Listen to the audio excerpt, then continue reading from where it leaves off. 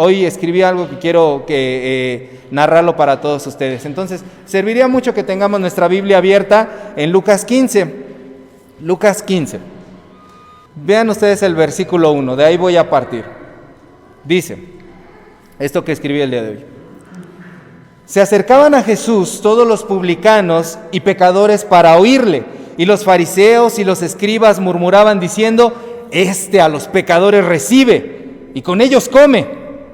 Cuando Jesús se dio cuenta de que estas personas no comprendían cómo era el Abba, el Padre Celestial, de toda misericordia y bondad, decidió con toda su paciencia contarles una historia sencillísima, fácil, que hasta un niño entendería. Les habló de una oveja perdida y lo que su pastor haría por ella, y que así se alegra Dios por sus hijos.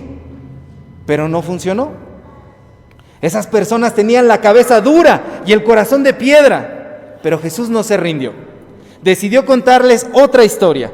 Pensó: yo veo que a estas personas les importa mucho el dinero.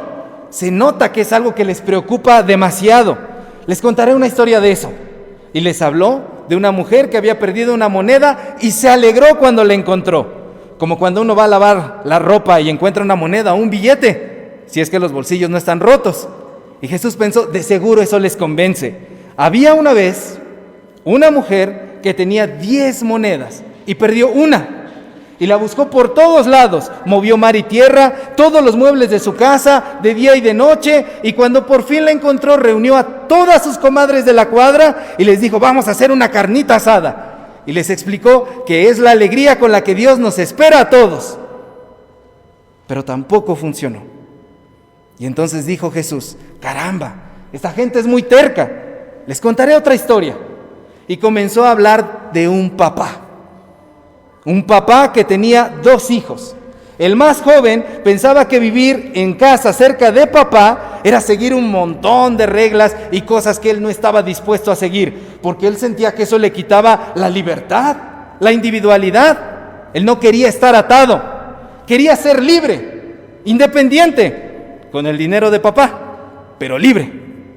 Así que le pidió su parte de la herencia y se fue lejos del papá, del hermano, y de tener que dar explicaciones, a hacer lo que se le diera la regalada gana. ¿Y qué hizo el papá? Lo amó. No le dijo nada. No lo sermoneó. No lo amenazó. No le dijo: mira, hijo, todo acto tiene una consecuencia. No le dijo: soy amor, pero también fuego consumidor. Lo dejó, respetando sus individualidades, sus decisiones, su libertad. Lo dejó hundirse hasta donde él quiso hundirse. Y en el camino no faltaron las risas, los lujos, los placeres, los amigos de ocasión, las mujeres, las emociones al máximo, vivir la vida loca, como si fuera la última noche, viviendo al extremo, como si fuera el último día de su vida. Pero no se daba cuenta de que estaba vacío. Le faltaban las metas, le faltaban los sueños, le faltaban los proyectos, le faltaba la visión a largo plazo, la construcción de una vida digna, le faltaba la verdadera amistad, esa que no es alcahueta, el verdadero amor, ese que no es pasajero, el verdadero placer, ese que viene de la satisfacción de hacer algo de provecho y de esforzarse por lograr las cosas. Y un buen día, no sabemos cuándo, podemos intuir que no mucho, porque despilfarró todo, las cosas se pusieron mal. Dejó de ser el rey de la noche. Se le acabó el dinero, los amigos y las mujeres se fueron. Y entonces se dio cuenta de que no solo se había alejado de su padre y de su hermano, sino que se había alejado de sí mismo. Y cuando se tuvo que quedar con su propia persona, sintió hambre. Y el hambre lo movió para acercarse de nuevo a su papá. No fue el arrepentimiento genuino, sino la necesidad, el hambre. y en su cabeza se armó un discurso para poder conseguir su objetivo, o al menos conseguir trabajo. Planeó las lágrimas de cocodrilo y el guión: papá, he pecado contra Dios y contra ti, ya no merezco ser llamado tu hijo. Pero qué bárbaro, denle un Oscar al muchacho. Hasta pareciera que lo dijo en serio, que lo creía, cuando lo único que pasaba es que le gruñía la tripa. Y el papá, que había permanecido mudo, vio a su hijo a lo lejos y se enterneció, se conmocionó, su corazón se agitó y corrió a echarse desesperadamente al cuello de su hijo y lo abrazó y lo besó. Y el hijo sacó su discurso y el padre ni lo peló y tampoco lo exhortó, tampoco le dijo: pero te debes arrepentir de corazón para aceptarme como tu Señor y Salvador, rezar 3 Padres Nuestros. Y tampoco lo castigó, ni lo condenó, ni le recriminó, ni le dijo: lárgate de la casa, ¿no querías irte? ¡Lárgate! No lo interrogó, no le preguntó por qué estaba de vuelta, no lo humilló. Lo único que hizo fue tirar la casa por la ventana. Lo mandó a que le dieran la tuneada de su vida, que lo bañaran, que le cortaran el cabello, que lo acicalaran, que le pusieran la mejor ropa, lo arreglaran, las mejores joyas, que lo adornaran, los mejores zapatos. Mató un becerro gordo y armó la taquiza.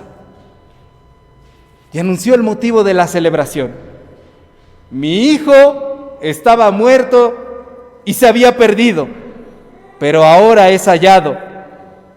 Lo hallé, lo hallamos. Se halló a sí mismo y se armó el pachangón. ¿Pueden imaginar cómo se sentía ese hijo? ¿Cómo se siente uno cuando dicen cosas buenas de nosotros que no merecemos, que sabemos que no son ciertas? Este hijo estaba vencido, conmocionado totalmente por el amor. Y es el amor del Padre lo que produjo un verdadero arrepentimiento en él. No fue su voluntad, no fue su falso discurso para ir a pedir perdón, para conseguir algo de comida. Y cuando su hermano mayor, que hasta ahora no había aparecido, escuchó el relajo, ese relajo que se traían con la fiesta que el padre le hizo a su hermano, entonces decidió entrar en acción. Y todos supimos que este hombre era una persona a la que no le importaba nadie más que él mismo. Cuando el papá le dio la herencia al hermano menor, no intervino, no reclamó. Es más, noten cómo no decidió ni siquiera intervenir cuando su hermano se fue. Le dio igual, no trató de convencerlo, de detenerlo. Tampoco se nos dice que lo haya buscado o que se haya preguntado, ¿qué estará haciendo mi hermano? ¿Dónde andará? Los chismes vuelan rápido y seguramente la fama del hermano llegó a sus oídos, pero decidió no hacer nada. Este hermano definitivamente no sabía lo que significaba ser hermano. Y cuando decidió aparecer, vaya forma de aparecer. Sacó el cobre muy rápido. Entró quejándose, protestando. No se ve que haya extrañado a su hermano. Ni siquiera le habló directamente. Estaba lleno de envidia y solo quería reclamarle al papá por sus supuestos derechos y reivindicaciones. Y tampoco le interesaba el papá. Ni siquiera fue capaz de sentir empatía por él, que con esas muestras efusivas de amor nos dio a entender que estaba sumamente preocupado. Quizá pasaba noches en vela, quizá se la pasaba con los ojos perdidos, pensando en la nada, ¿dónde estaría su hijo? Quizá pudo hasta sentirse mal físicamente y enfermarse, Pero a este hijo mayor, eso le tuvo sin cuidado. Él iba a reclamar. Este hijo que había vivido con su papá, pero que tenía el corazón igual de lejos que el de su hermano menor. Y podemos intuir que a lo mejor tampoco disfrutaba la compañía de papá, porque para él estar allí era un deber, una cuestión de méritos, y sus palabras lo delataron. Tantos años te he servido, nunca te he desobedecido, nunca me has premiado dándome algo para celebrar con mis amigos. Traducción: deberías agradecerme que te haya obedecido, premiarme por todo lo que hice, por ser tan perfeccionista. Y lo peor, se atrevió a regañar al papá por ser consentidor, poco exigente, un papá tan barco. Aunque estaba dentro de la casa, realmente estaba igual de perdido que su otro hermano, lleno de ego, de soberbia, de su idea de ser tan cumplidor. No sabía lo que era tener un buen papá, lo que significaba ser hermano ni hijo. Para él, todo era un asunto de trámites. Das, te dan. Haces, ganas. Obedeces, te premian. ¿Y el papá? El papá, con amor le reconvino, tratando de convencerlo de que todo lo que el papá tenía también era de él. Él no necesitaba darle. Podía servirse y seguramente muchas veces lo hizo, pero ahora estaba lleno de berrinche. El papá le decía: mi sola presencia te basta. Y le animó a alegrarse porque su hermano perdido ahora había vuelto. El papá solo sabía dar palabras y muestras de amor. Y dice Lucas 16:14, que cuando Jesús terminó de contar sus historias, porque todavía se echó una más que no les platiqué, aquellos hombres que lo oían narrar tampoco entendieron. Se burlaban de él.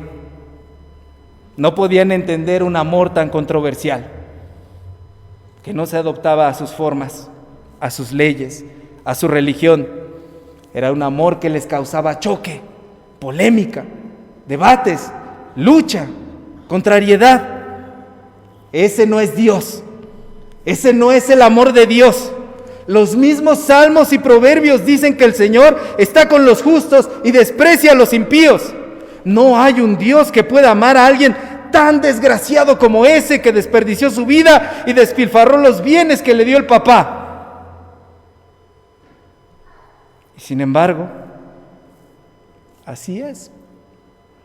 Ese es nuestro papá, al que no le importó qué tanto mal hicimos, a cuántos dañamos, ni cuánto tiempo tardamos en venir a Él, o si solo venimos porque teníamos hambre, o necesidad, o enfermedad. Él solo nos amó y su amor nos convirtió. Ese no es Dios, ese no es el amor de Dios. Los mismos salmos y los proverbios dicen que el Señor está con los humildes y desprecia a los soberbios. No hay un Dios que pueda amar a alguien tan desgraciado como ese que despreciaba tanto a los demás y era tan egocéntrico. Y sin embargo, así es. Ese es nuestro Dios. Ese es nuestro papá, que no le importó qué tanto bien hicimos, a cuántos humillamos, ni qué tanto intentamos ganarnos con nuestro esfuerzo, o si cuando nos acercamos veníamos reclamando por no recibir lo merecido. Él nos amó y su amor nos convirtió. Y sin importar si somos de los que miran a los religiosos, a los perfectos y los repudiamos, o sin importar si somos de los que miramos a los pecadores perdidos y los repudiamos, Él nos vio igualmente perdidos a todos y nos amó. Su amor controversial chocó con nuestros preceptos y nuestro estilo de vida y terminó por rendirnos. Tenemos un papá amoroso. Él es el protagonista de esta historia. Nosotros no somos los protagonistas. Nuestra conducta no es la protagonista. Nuestras controversiales reacciones a Él no son las protagonistas, no son los hijos, es papá.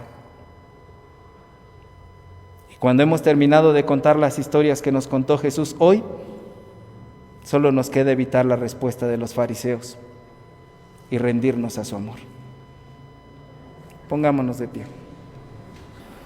Padre nuestro, papá, Padre de amor y misericordia, gracias por amarnos sin importar cómo somos. Gracias por convertirnos con tu amor. Que nuestro corazón, Señor, no sea duro. Y cambiemos lo que tenemos que cambiar para venir a ti. En el nombre de Jesús. Amén.